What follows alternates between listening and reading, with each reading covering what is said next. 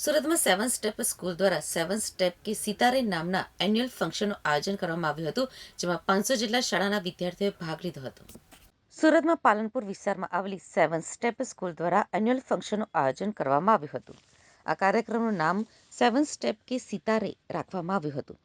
આ કાર્યક્રમમાં વિદ્યાર્થીઓ દ્વારા 21 જેટલી કૃતિઓ રજૂ કરાઈ હતી, તેમજ નર્સરીથી લઈને ધોરણ 12 સુધીના ગુજરાતી માધ્યમના વિદ્યાર્થીઓએ ભાગ લીધો હતો.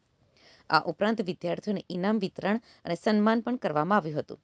આ કાર્યક્રમમાં 25થી વધારે વાલીઓએ પણ ભાગ લીધો હતો. શાળાના આચાર્ય કોમલબેન શાહના જણાવ્યા અનુસાર સેવન સ્ટેપ કે સિતારે નામના કાર્યક્રમનું આયોજન કરાયું હતું, જેમાં વિદ્યાર્થીઓ દ્વારા 21 જેટલી કૃતિઓ રજૂ કરાઈ હતી. બાળકોની અંદર રહેલું ટેલેન્ટ બહાર આવે તે માટે આ કાર્યક્રમનું આયોજન કરાયું હતું. આ કાર્યક્રમમાં 25થી વધારે વાલીઓએ પણ ભાગ લીધો હતો. નર્સરીથી ધોરણ 12 સુધીના ગુજરાતી માધ્યમના 500થી વધુ વિદ્યાર્થીઓએ ભાગ લીધો હતો અને વધુમાં જણાવ્યું હતું કે વિદ્યાર્થીઓને ઇનામ વિતરણ પણ કરાયું હતું. તદુપરાંત વિદ્યાર્થીઓનું સન્માન પણ કરવામાં આવ્યું હતું.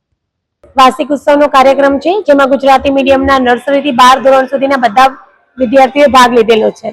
વાત કરીએ તો શું થીમ, કેવા પ્રકારની મહેનત? સેવન સ્ટેપ કે સિતારે થીમ રાખવામાં આવી છે, જેમાં અલગ અલગ ફિલ્ડમાં બાળકોએ જે અચીવમેન્ટ લીધું છે એને અમે આજે સન્માનિત કરીએ છીએ.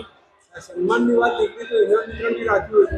અમે આજે ઇનામ વિતરણમાં સેવન સ્ટેપમાં જે કાંઈ ટેલેન્ટેડ સ્ટુડન્ટ છે, જેને બોલીવુડ ગુજરાતી મૂવીમાં એક સારું એવું કામ કરેલું છે, પ્રતિભા મેળવી છે, એમનું તો સન્માન કરીએ છીએ. આ સિવાય સ્ટેટ, ડિસ્ટ્રિક્ટ અને નેશનલ લેવલ સુધી રમેલા અમારા જે ખેલૈયા છે એમનું બી અમે આજે સન્માન કરવાના છીએ.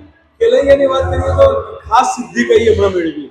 નેશનલ લેવલ વેદાંશી વાલા, જે ટેબલ ટેનિસમાં નેશનલ લેવલ સુધી રમવા ગઈ છે, એ અમારી સૌથી પ્રાઉડ મોમેન્ટ કહેવાય સેવન સ્ટેપ માટે. એ સિવાય 15 થી 17 બાળકો છે જે સ્ટેટ અને નેશનલ લેવલ સુધી સ્કેટિંગ, વોલીબોલ, કરાટેમાં વિનર થયા છે. વાત કરીએ તો હોકી ટીમની. હોકી ટીમ 1 વર્ષથી ગુજરાતી અને ઇંગ્લિશ મીડિયમના બધા બાળકોએ મહેનત કરી ડિસ્ટ્રિક્ટ અને સ્ટેટ લેવલ સુધી નામ મેળવ્યું છે, એમનું બી આજે સન્માન કરવાના છે.